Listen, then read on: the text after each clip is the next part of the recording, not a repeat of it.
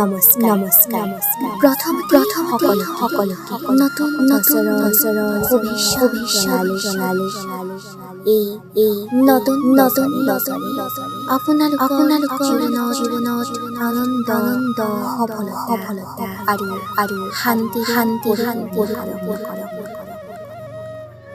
এই নতুন বছৰত পংকজ কথাৰে এখন নাট আপোনালোকৰ মাজলৈ আগবঢ়াইছে। নাটখনি হৈছে নৱবৰ্ষৰ আশা বতৰা। আহকচোন প্ৰিয় শ্ৰোতাবৃন্দ, সকলো নাটখন উপভোগ কৰোঁ। ধন্যবাদ।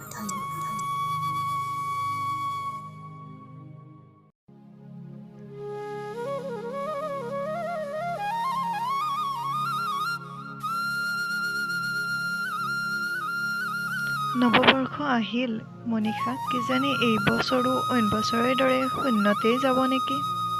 আমাৰ সমাজৰ পৰিস্থিতি সলনি হোৱাৰ যেন কোনো আশা দেখা নাই। দীপাঞ্জলি, এতিয়া সময় নাই মুঠেই আশা হেৰুৱাই থাকিবলৈ।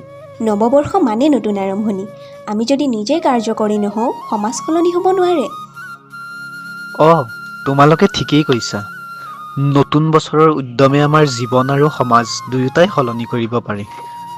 মই আৰু আমাৰ সংগঠনে গাঁওখনৰ শিশুসকলৰ বাবে শিক্ষা শিবিৰ এটা আৰম্ভ কৰিবলৈ মন মেলিছোঁ। এইটো এটা বহুত ভাল কাম, কিন্তু ইয়াৰ বাবে এজন ভাল ব্যক্তিৰ প্ৰয়োজন। ঠিকেই, আমি সকলোৰে লগত কাম কৰিব লাগিব।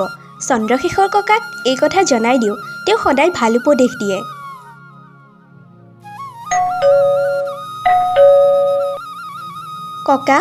ককা ঘৰত আছেনে? তোমালোকচোন আহা তোমালোকৰ মুখত আজি দেখোন নতুন কিৰণৰ হাঁহি দেখিছোঁ।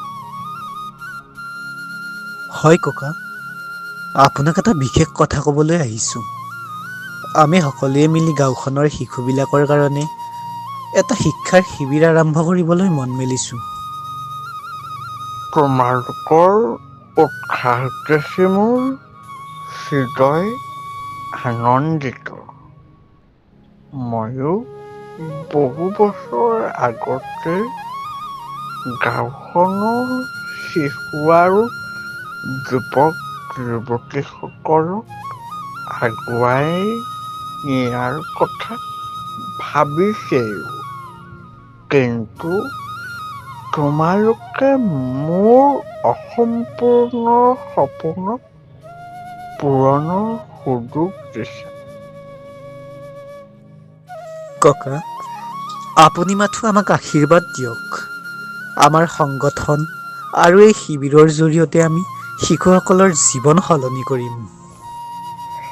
আশীৰ্বাদ দিবলৈ মোৰ কোনো অধিকাৰ নাই, কিন্তু মই তোমালোকৰ সৈতে কাম কৰিবলৈ সাজু। যেতিয়া আমাৰ কাম সত্যায়িত হ'ব, তেতিয়া তাকেই সফলতা বুলি ধৰা হ'ব। বোপাসত চিন্তা নকৰিবি তহঁতে। মই আশীৰ্বাদ দিছোঁ, কামবিলাক সফল হওক। নতুন বছৰ ভালেই যাক, বোপাসত ভালেই যাক।